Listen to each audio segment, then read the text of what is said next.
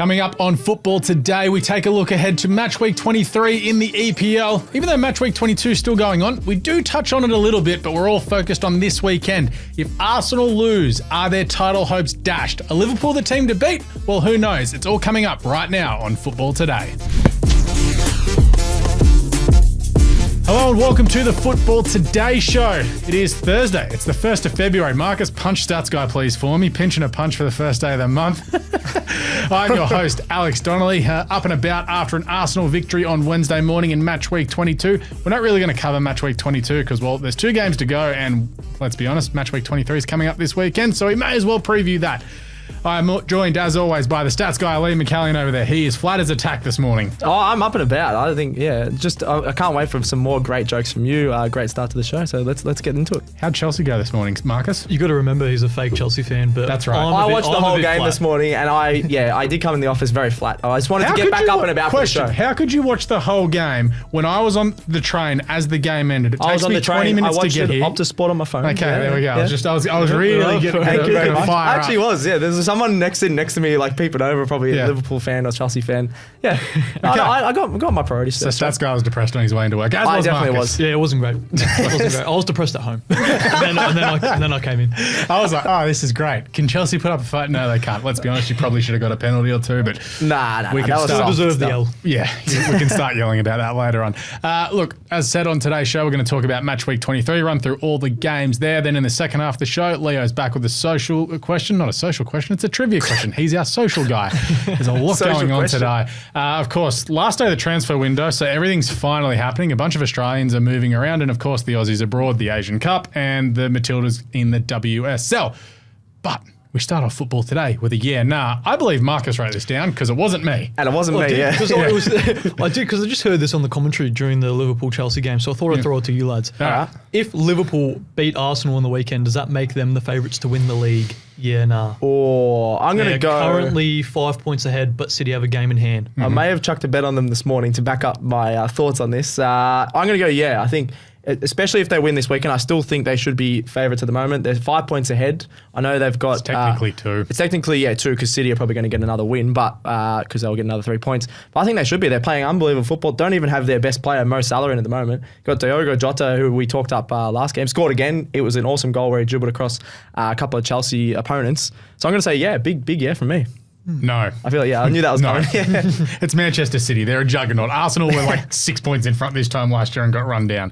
So I'm staying with a nah, because let's also remember City still have Erling Haaland to come back as well, and they've also got Kevin De Bruyne, who's finally played a full game of football to get back to full fitness. So did you see this morning that they subbed off Kevin De Bruyne and brought on Erling Haaland? I know, that is the best. Imagine that. The best duo. I was about to say, in fairness, Liverpool's 4 subs this morning didn't feel fair as well. Yeah, they brought on like Alexander-Arnold, Robertson, Gakpo. Yeah, that's... Was it Canade?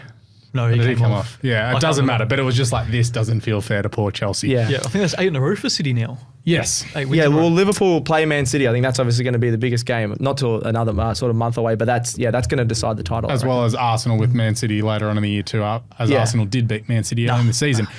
All right, they're on the same points. They're on the same points. Have fun in 10th. Anyway, we usually talk about all the games, but we've just changed around the structure of this show a little bit. So we're going to start off with the big call and the Doomsday scenarios and then roll into the games, because the big call could then lead to just straight up talking about said games, and same with the Doomsday scenario. So, stats guy, lead us off. What is your big call for the weekend? I just really like, obviously we love how Spurs have been attacking this season, or not love, as an Arsenal supporter, Alex doesn't love that, but... Neither does a Chelsea fan. No, but as in the amount they attack, I think they're going to win by 3+ goals against Everton. Everton, I think Marcus is going to touch on them as well, have been absolutely deplorable. Only scored in 2 goals in their last 6 matches. That's all competitions.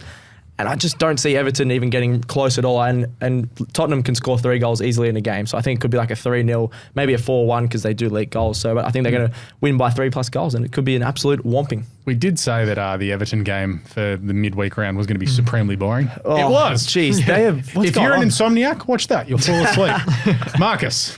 My big call, this is a very, very big call. I'm going Mo Salah to get injured against Arsenal. if That he should be in the plays. Doomsday scenario. Well, that's not really doomsday because Liverpool win without him. And it's also True. that Jurgen Klopp did say earlier in the week he's out this week and for next week's game as well. And then Salah posted a photo of him running. And I predicted this 3 weeks ago. You did. And said he was going to come back and play. That injury was bull dust. It was all a plan for him to miss his Egyptian games and come back and play against Because Arsenal. obviously Egypt got knocked out. If they rush Salah back, he starts. I reckon because it's a hamstring tear. an old man so injury. easy to Hamstring's an old man reactivate injury. as well. I So- think he'll come off the bench though, because Diogo Jota's obviously killing it. Why would you risk him when Yeah. you're already 5 points ahead? That's what I reckon. Even if he is a chance of coming back, it's as I'd heard Klopp say, he's like, we did this with Thiago and then he was out for 10 months. You don't risk an older bloke with bad hammies. It's an old man injury. My big call for the weekend, I was struggling, and then I remembered how frosty and angry Bukayo Saka looked when he scored against Nottingham Forest. I'm calling it. He's going to score 2 or more this weekend against Liverpool. Did have a goal and assist when they played at this time last year at the Emirates as well. Took that penalty. That was his first penalty after he'd... That'll probably equal his tally for this season, won't it? no, I think he's on like 7. So. I think he's on double figures. I was going to say, he doesn't score against In the the Premier League? higher No, no teams. way. I think it's across all I need to check competitions that. though. He's on 7 goals this season in the Premier League. So he's... Is he? Yeah. So he scored... I didn't think it was that high. He scored 10 across all competitions this season, including Champions Let League. me and just, such, I just wanted so- to go through who he's scored against though. I don't know if he's going to be able to score against some of the better teams. We're on like a time limit here, but sure. Oh, I just was looking at He it 'cause- scored twice against Notts because he scored the absolute worldie in the first game of Yeah, the season. but he scored Yeah, against you're right. Notts, Fulham. Then you go Wolves, Brentford, Burnley. It doesn't matter how you score. No, but in the Nicholas- top half, he's Nicholas not Jackson scoring. has got He's 8 not scoring. so I'm saying far I don't this think he's season. going to score a double against Liverpool because. Do he you hasn't want to scored start against others. talking? But like we could go into the machinations of players scoring goals against crap teams. Yeah. We need to look no further than the AFL this season when Yeah. Charlie Curnow won a Brownlow against a bunch of Oz kickers. Coleman. Coleman, thank you. Brownlow.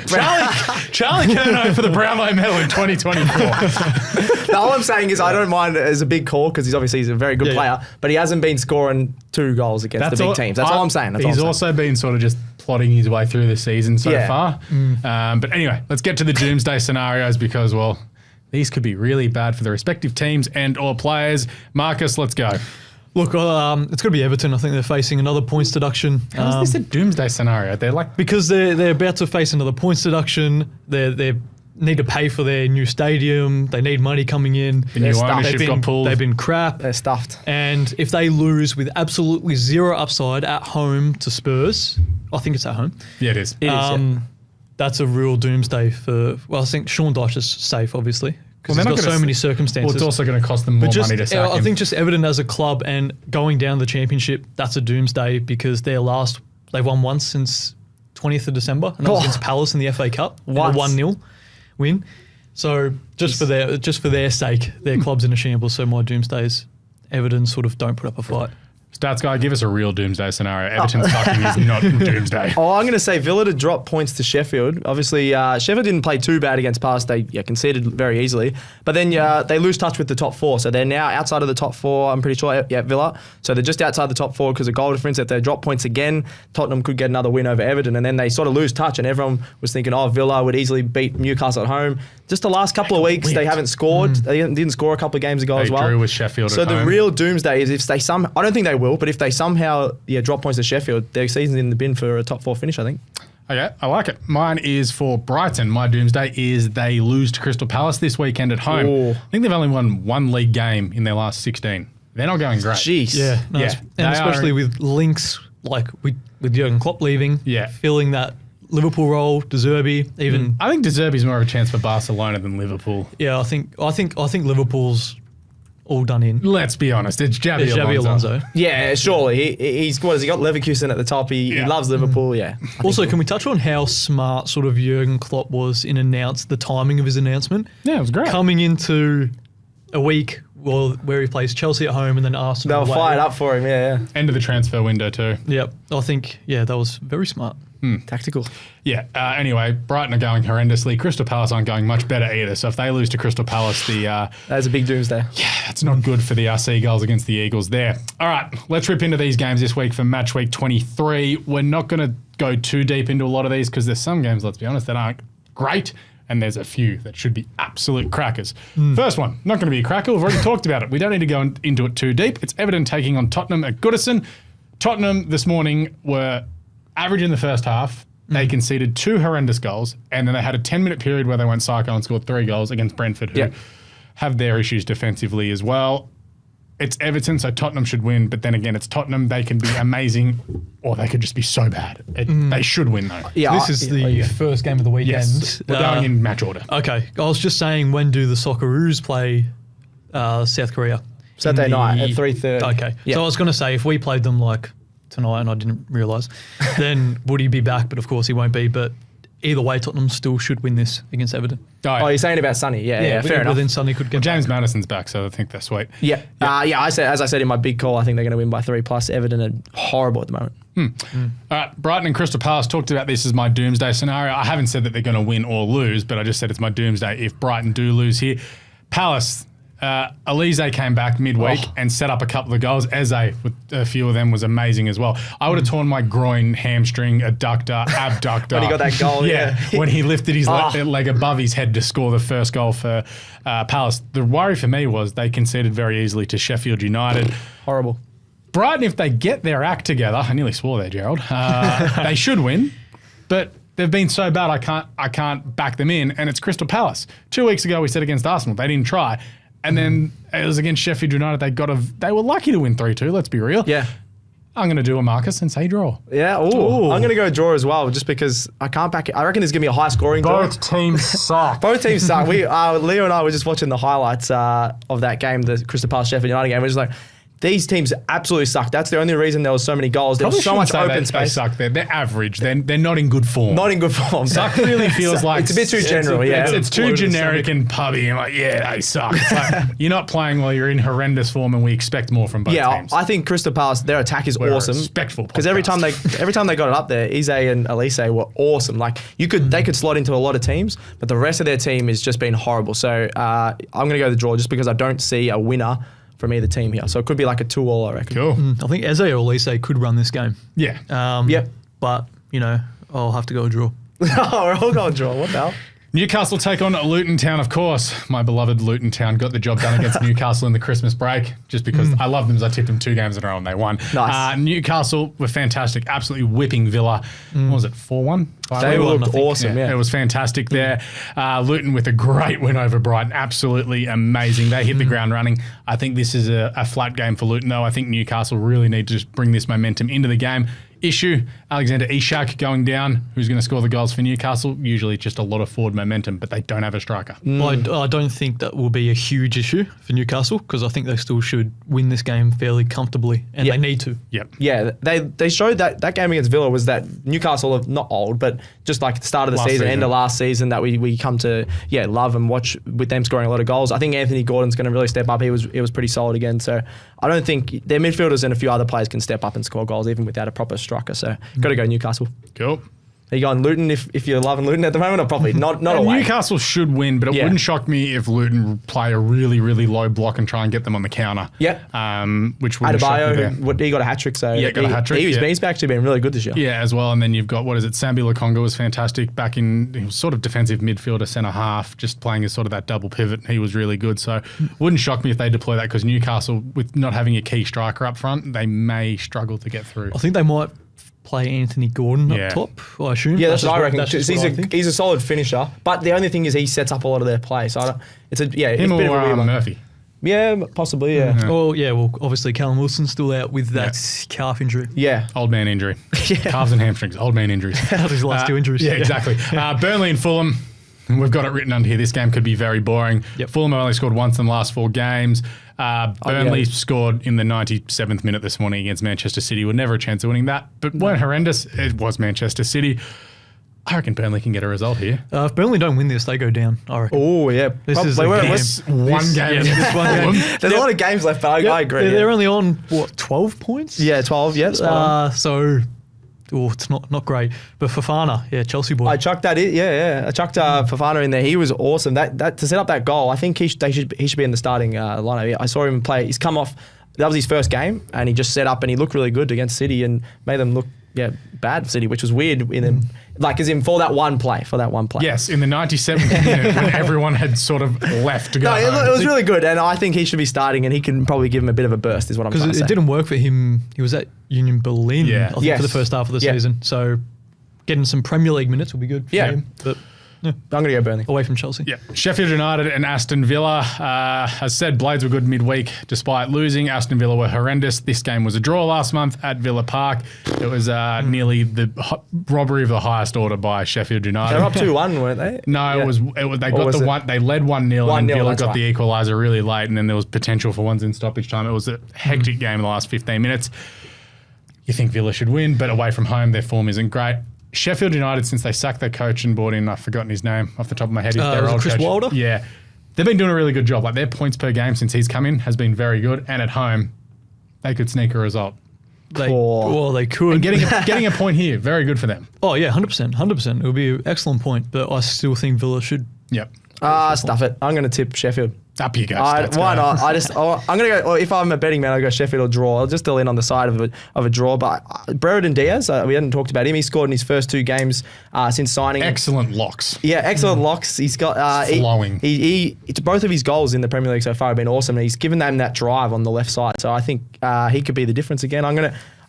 I'll just stuff it. I'll just tip Sheffield. I think it could be a draw, but why not Sheffield? The Blades. Could he be a sneaky shout for like fantasy? Bring him in? Yeah, he could be really cheap actually because he's been playing. Where has he been starting? You look him up while I talk about this next game. He's been starting on the left side. They've been playing a weird formation of a 4-1-4-1 apparently. But it's basically a 4-3-3. But pretty much a 4-3-3. Holding. Yeah, holding midfield. So we'll see how we go. Man United and West Ham is the next game. Hard to really talk about this game given both of them play Friday morning here in Australia. So really can't go into it too much, but both teams need to win tomorrow morning as well as this weekend to stay in touch with European contention. West Ham's form since Stats Guy talked them up has been less than ideal. Still sixth. Manchester United struggled to beat like the pub boys in the FA Cup last week. So I think there's a lot of off the field issues again with Manchester United with Marcus Rashford. Just sell him. How disappointing. He was out partying instead of. He went on a 12-hour tequila binge in Belfast. What a man! If you're gonna go out, like Belfast, go out to Belfast. Why not? Yeah, it's good fun there. I'm not sure about that. Like, but I think unless I don't know what's going on there because Rashford doesn't seem like that type. We obviously got done for when he lost the derby. You remember he went out. It was his birthday. They lost. Who cares? Yeah, he's also a 26-year-old that wants to live his life. He's been in Manchester to be boring as hell. Yeah, he's like, I want to go somewhere a bit more fun. He chose Belfast. I can just see a boring draw in this one, maybe a 1-1. Yeah, if that. West Ham sitting low and getting him on the counter attack. I think if it was at... I think West Ham can sort of boss this game though. Yeah. Really? Yeah. I'm going to go Man U. I know I talked up West Ham, but I think at home, if this was at London Stadium, I'd lean towards West Ham. But West Ham won that game literally a month ago. Yeah, exactly. Well, that backs up my point. Then, I'll go Man U because it's at Old Trafford. Cool. Chelsea and Wolves.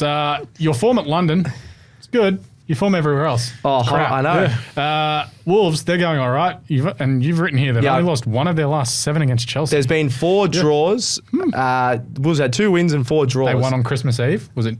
Yes. Yeah. Yes. McAllion. So I looked at that stat before and I'm like, geez, we just don't like playing Wolves. But so they're pretty solid. A lot of those games were at the Molineux though. I think 4 or 5 were at the Molineux. So that obviously helps them. And at Stamford Bridge is a lot harder, especially with Chelsea's form. But I watched that game this morning and we were horrible in defence. We need to fix up our starting lineup. Chilwell just coming back looked horrible. Badia Shield came on for him. He looked horrible. Horrendous. They both let some easy goals in. I know Liverpool are a much better side, but it doesn't help when you're just giving them goals. From about the 5th minute, looked like you were going to get smashed. Yeah. The only upside is Nkunku scored, looked great. Yeah, that was a great goal. Yeah, probably going to get injured again this week. Probably. Yeah, but I'm gonna back us against Wolves. Okay. I'm going to say the same, just because our form has been so contrasted home compared to away. I'm going to say Wolves. Yep. They're much more reliable as of late than Chelsea. You're too yin and yang for a big club that's spent all that money. Like it makes no sense how you are no good. Anyway. Yeah. Todd Bowley. Yeah. We just buy players. USA. Because we just buy players. We go, oh yeah, that guy's good. I don't care if they're not going to fit in our team. I'm not sure if we mentioned this in previous podcasts, but did you see what happened at I think it was one of our previous home games, the promotion that he sorted out. He got like for the film that's coming out, Argyle. Oh yeah. He's like up with the production company or he's got some sort of stake in it. And at half time, before the game, they had a bunch of guys in suits and they look like pastors or something. And then like at the game, and it's like, what are you doing? What, like, about the movie? About the movie, promoting the movie. That is very weird. They were promoting the Argyle movie. Surely we don't need any more money. Or we do, Like- maybe. It's commercial revenue. Yeah. It is literally just building Chelsea as American sports are into a franchise, and it's not on. Very annoying. I mean, it's not on if you're not successful. If you're winning games, whatever, more money. No, like even still, just the way he's running the club, like having that in the ground, like taking supporters' seats for a promotional. Okay. So It wasn't like a video. It it was wasn't like actual people coming on the ground and talking. No, about this the was movie. in the stands. Yeah. Well, this backs up my argument of like the atmospheres at certain What is clubs. are going just on like- at your club? Yeah, that's Yep. just weird in the stands. A fan could have been chanting their lungs out in those seats. So that's very annoying. Yeah, I don't like that. That's weird. Bournemouth and Nottingham Forest here. This game is weird. Also, Bournemouth play tomorrow morning, so hard to talk about this one. Bournemouth got beaten this morning. That was a weird game as well. It was a lot of tension in that game, shall we say. Bournemouth only lost one of their last 5 home games, and that was to Liverpool. So you think yeah, I Bournemouth chucked at that in home probably should be able to get the job done against Notts. Oh, Marcus is showing Marcus, me I've got the the image up. Argyle. That is Yeah, weird. it has a look. Yeah. That is weird. Okay, yeah. There's And a then bunch of they people started reading brushing- out of a book. That seems They really started weird. brushing their teeth during halftime. It was just really weird. Chelsea, really weird guys. Bournemouth and Notts. Any feels, any vibes, any thoughts? This I is really a tough one. I really like Bournemouth actually. Yeah. I just got a soft spot Yeah, for them. Bournemouth at home. I think Notts have been struggling. Bournemouth at home. I'll back them. Yeah, Okay. obviously, also if Notts lose this, they're going to be either in the relegation zone or very close to the relegation zone even more. So this is, screaming a big Bournemouth win, I reckon. It Yeah. could even be a Solanke double. or a And brace. Notts, if you watched the game and just didn't look at the scoreline on Wednesday morning, they got dominated by Arsenal. Like They did, just yeah. sat back. There was a period of time, I think it was for about 15 minutes, they flashed up the possession on screen. Arsenal had 95% possession in 15 minutes. Jeez. Wow. Well, it was 2-1, and you gave him a bit of a heart attack, I guess. But Yeah. they weren't going to threaten for 2 goals. I No, don't think. it was, if Arsenal in that game went the Darwin Núñez vibe of just shoot at all costs, I reckon there would have been more goals rather than trying to be intricate and cute and get through it. Yep. Brentford and Man City is another game. Brentford won both games against Manchester City last year. That will did. be forgotten by many. Yep. They'll be up and about for this, knowing with that record, and Thomas Frank needs a win. But they'll lose this. They were poor. Even against Tottenham this morning, I think they got handed 2 some goals. chances. Yeah. They got handed chances. So I think the scoreline sort of flattered them. But yeah, I think Man City easily. Yeah, 9 I think- wins in a row. Did you say 8 wins in a row? So, and then one of those Brentford goals was Tony literally way offside. Your doing doggy, the back pass. your doggy Yeah. went to the back pass of the keeper, and Tony goes, "The ball's in my." It's the easiest Good goal he's finish, ever though. scored. Good finish. Good finish. 1-1 with the keeper. Expect him to finish it. Yeah, expect him to finish. So yeah, it probably should have been like a 3-1 scoreline if Doggett and stuff, but you can't say that in hindsight. So yeah, I got to go City. I think they'll absolutely smash them. But Brentford might score a goal or 2, I reckon, because they're really good at finishes. Cool. All right, final game, biggest game of the weekend, potentially the biggest game of the season so far. Arsenal and Liverpool at the Emirates Stadium. These two teams played out a very entertaining 1-1 draw just before Christmas. Prior to that, it was a 2-2 draw at Anfield late in the season last year. And before that, one of the games of the season last year, a 3-2 win to Arsenal. So, as we know, in the last 12 months, these two teams, when they play, it is box office. Oh yeah, and I think it's going to be a box office draw again because Go on the draw. if I would have fancied Liverpool, but Arsenal's defense is one of the best Solid, in the leagues, yeah. and Liverpool at the moment, you look at their team, they don't have the best, other than probably Diego Jota, the best finishers. Like Darwin Núñez is not a natural finisher. He'll score Definitely 4 not. on the weekend. He's not a natural finisher. He hit the post for a record 4 times this morning. Yes. Yeah, that was ridiculous. And pop shots from here, there, and everywhere. But I think an entertaining draw is on the cards. Cool. I'm going to go Liverpool. I just think I know what you're saying about their natural finishes. I think Núñez, if he finishes one of those. He's also got Saliba to go head-to-head with as Yeah, well. I know. And but- Gabriel, who needs his credits. He's Yeah, been awesome it's this year. probably going to be a draw, but I'm going to lean just towards Liverpool. I really like their finishes, and I think Núñez could score a goal or 2 in this one, just to anger some Arsenal fans. I won't be angry. It's just law of averages. Like, Yeah, he's gonna it's score just like, eventually. you know what? Yeah, he had to. But it's simple for me. If Arsenal don't win this game on Sunday, they cannot win the league. Yep. A loss puts them 8 points behind Liverpool with just 15 games to go. That is a gap they won't close, and that's before we talk about Man City, who currently are on equal points with Arsenal, albeit they have a game in They have a hand. game, yeah. Yep. I think Arsenal can win this. I think they showed more than enough when these two teams played each other a month ago. I think at home, I think the crowd will be up and about. I think the atmosphere of the Man United game, the Manchester City game. Be good, yeah. The crowd knows this is one of those games. This is season defining. Bukayo Saka's starting to slowly find some form. Martin Odegaard is in tremendous form. And if Gabriel Jesus can figure out how to finish once again, I reckon we win. This is a 2-1, 3-2, something like that. This is Be a good game either way, yeah. I'm not going to watch it live. It's at 3 a.m. I'll be watching it at like 5:30 in the morning, like live to tape. So Nice. I probably will watch this live. yeah, Oh, nice. I got to sleep. Yeah, I'll watch a replay, yeah. Yeah, a bit later than 5:30. Honestly, can't wait for this game. Yeah, 3 o'clock in the morning, bit too early for me.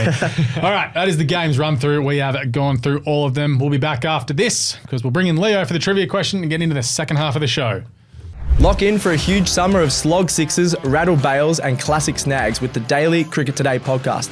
Keep up to date with all things BBL, BBL Supercoach, tests, ODIs, and T20s this summer, as well as the highlights and socials all season long. Search Cricket Today on Spotify and Apple Podcasts. All right, welcome back to the Football Today podcast. We are into the second half of the show. As we always do for the second half of the show, we bring in Leo for a trivia question. Scoreboard's coming up here right now. I am somehow in front. New rules, unless Leo's asking one of those elongated questions where we give multiple answers, you buzz in with your name. Oh. And if you get it wrong and you've gone early, Leo reads out the rest of the question. Leo, take it away. Okay, boys. Why am I nervous? Which player has had the most shots this EPL? Alex. That guy. Oh, Darwin Núñez. yeah, surely. Correct. Oh, damn it. We literally baby! talked about it for half the show as well. Oh, Takes a dominant lead before holidays. damn it. Fantastic. well, Good gonna- stuff, Leo. Cheers. I should have said something shorter than stats guy. Maybe just S. Liam. Player. Yeah, true. Literally Liam. He does need an advantage before he goes away. Yeah, true. Every chance true. I'll still be in front. Probably. Come We just on. don't get. We get zeros on the rest Yeah. of them. All right, let's get into the transfers, boys, because finally some stuff has happened, albeit some loans, some purchases, and everything else. And we'll hit on the main ones. We already talked about the first one. I'm going to touch on as Gerald just decides to break stuff behind the screen. Good stuff. Gio Reyna from Dortmund to Forest. This is a straight 6-month loan because he needs to get some football. Yeah, just hasn't worked for him at Dortmund, has it? So Forest, interesting choice. I'm not sure if it'll work because they've got so many players in that squad. But, all the best to him. They need a goalkeeper. They should probably buy one of them. Well, yeah. Apparently they are looking. They said this morning they're going to try and get a goalkeeper. That's like their next main target. So I think Gio Reyna will be all right. But you're right. I don't know if he's going to. Is he going to start every game just because they signed him? If I he don't can know. get 10 to 12 games, it's probably worth it. I feel like if he went to, I guess in saying that, Brighton have a lot of attacking players, but he seems like a player that would really thrive under in that Deserbi. quick pace in attack. Yeah, I don't mind that. Maybe Yeah. like a Bournemouth or something would work. Anyway, Saeed Benrahma, this one's come out of not nowhere.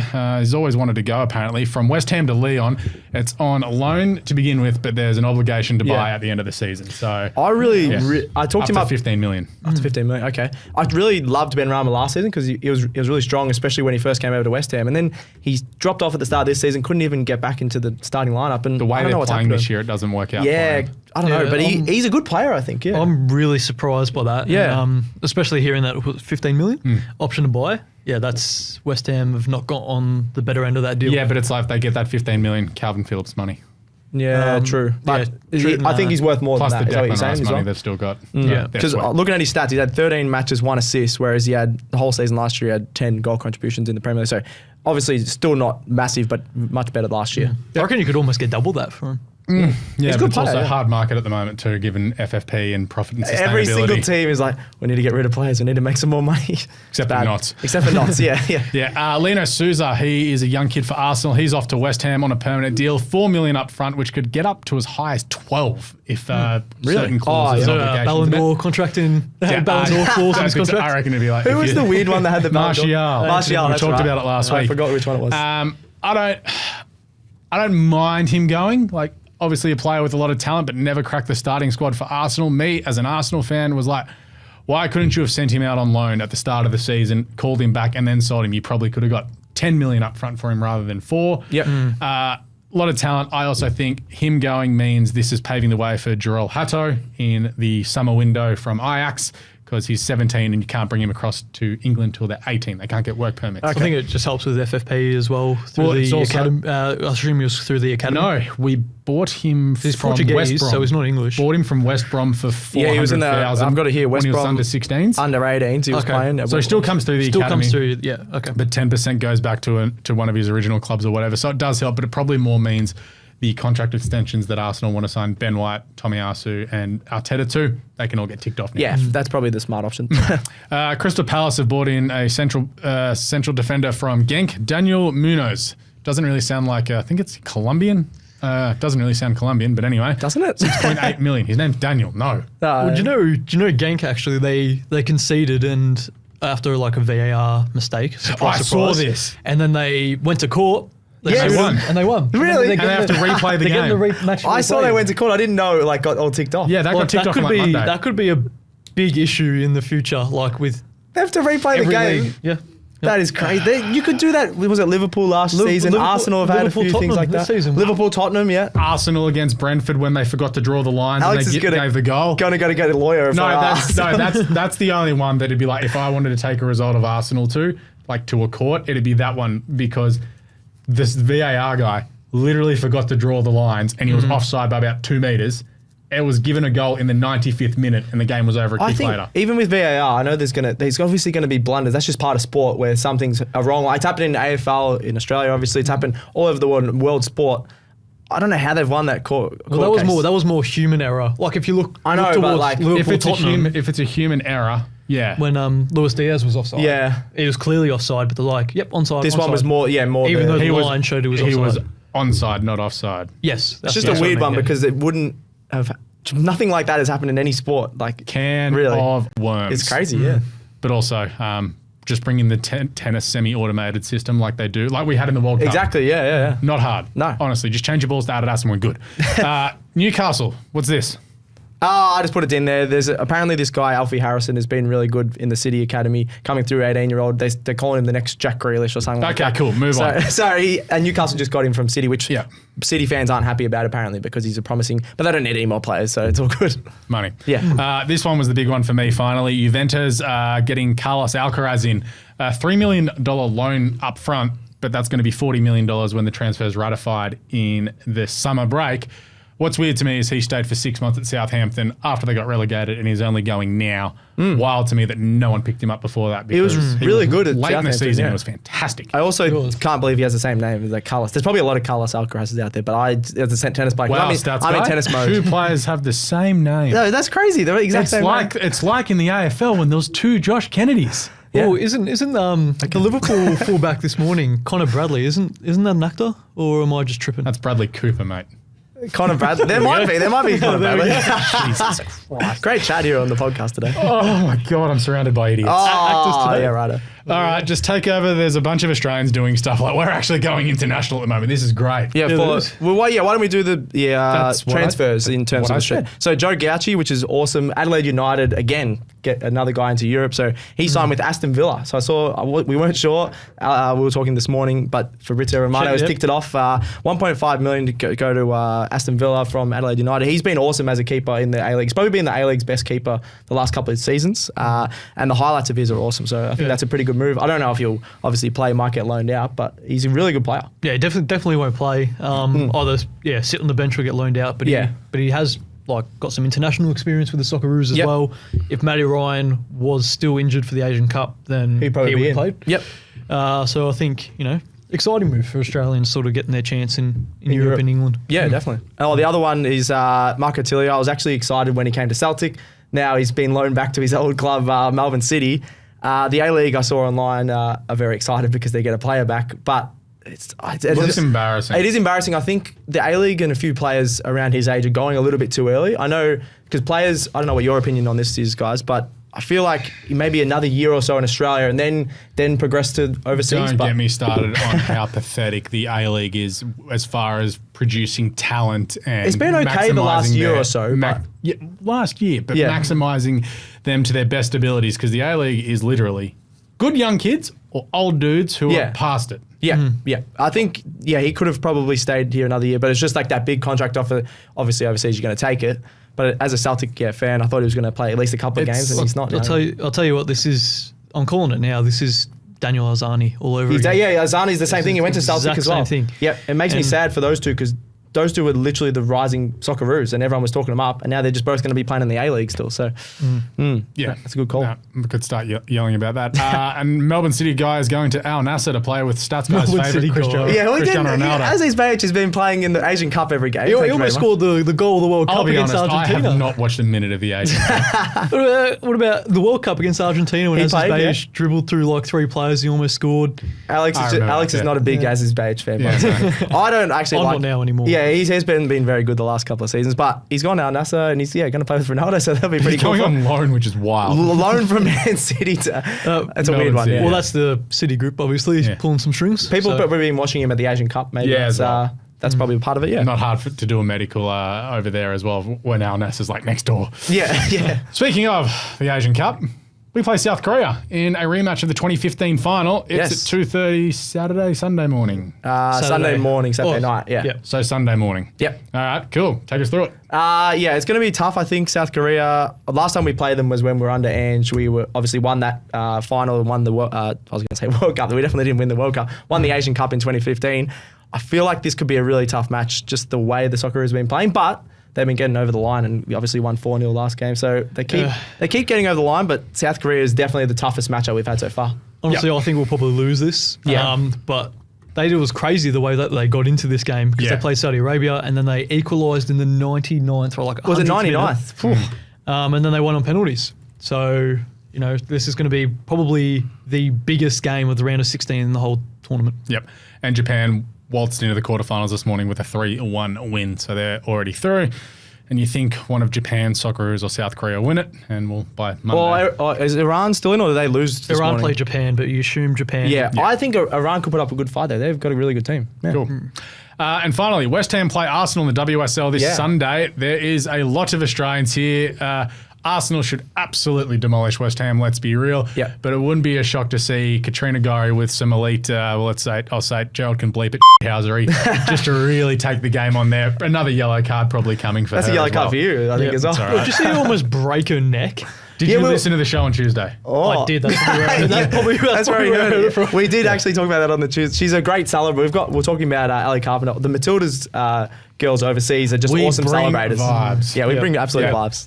And I just want to touch on AFCON quickly. Don't- if you not finished the talking round about of the other 16 women's. was a completely different round of 16. 16 different teams this competition compared to the last competition Awesome. made it through to the knockouts. Yeah. Hectic. Well, Nigeria are just going to win this. So, okay. put your money on them now. Fine. If you're a betting Nigeria. person. Well, yeah. When I'm looking at the teams in the How highest many goals has ranked teams- Osherman scored? Probably 3-ish. Okay. 4. Let's have a look. No, we Stats. continue on. But anyway, But there's not many good teams left in the in AFCON, but as we've seen in AFCON, it's wild. Like Morocco had Yeah, an they- insane they World were- Cup, and then they yeah. got kicked out by South Africa. And Senegal teams. obviously won the last AFCON. They're not even out And then through. we talked about how the coach of Ivory Coast got sacked after the group stage, and then played Senegal in the round of 16. Ivory Coast ended up winning that game on penalties. Ivory so- Coast are second favourites to win the tournament right now. I know after their coach was sacked. That's unbelievable. Wild. All right, finally, fantasy chat. Stats guy Erling Haaland is finally back. After all these weeks, you can actually use him. He's been collecting dust on my bench. I was a bit nervous that he was going to start today because I heard he was back and I accidentally left him on my bench, but thank God he only got 1 point, so that was okay. But I think you have to start him. He's not even a bad captain shout this week. I think he'll start against who they're playing? Brentford. Yeah, I think he's going to score a couple of goals in his return, and I'm very glad I held on to him. But even if you haven't held on to him, you could have made a bit of money and you could still probably get him back in your team because I think he's going to finish this season, like you said, Man City love finishing off the season really strong. Yeah. And the main part of that is Erling. So yeah, Great. get on him. Love it. So happy. I've captained Ollie Watkins against Sheffield United this weekend. I'm tempted on that one maybe as well. And I have transferred Areola and bought in Edison. And Edison's going on the field because I'm going to put David Raya on the bench. Ooh, okay. I was so close to that clean sheet bonus. Yeah, yesterday. actually, I wrote on here, Watkins and Richarlison. I think I've said Richarlison. He scored again, Richarlison. score, So, yeah. And Solanke as well. Solanke, Not. yeah, you got those sort of Watkins, Richarlison, Solanke around that 7 to 9 mil mark. Really good value compared to Haaland. Yeah, I really like Watkins, that Watkins shout, because he's one of the best assisters in the league as well. I think he's on 8 or 9. Yep. I might be wrong, but I think it's about that. So I really like that Watkins shout. And he scored. He's got 10 yesterday goals, as well. 8 assists, so he's doing a bit of everything. Flying. All right, that is us done and dusted this week on the Football Today show. We'll be back next Tuesday to wrap up the week that was. Hopefully the Socceroos have beaten South Korea. Hopefully Arsenal and Liverpool have won their game so we can be up and about. But until then, make sure you check us out on social media at Football Today Pod, at Football Today AU. It's all over the social medias, TikTok, X, Instagram, Facebook. That's all of them. Thanks, Stats Guy. Thank you. Cheers, Marcus. Thank you. Hopefully Chelsea win too. Yes. Didn't I say Chelsea win? Yeah, you said Arsenal and Liverpool. They're playing each other. They're playing each other. I'm just so focused. I'm like a lead. So that's going to be a draw, according to that. Technically, if both teams don't lose, it's a draw. Therefore, it's a win. That means Arsenal's title hopes are screwed. Anyway, on that note, we'll catch you Tuesday on Football Today.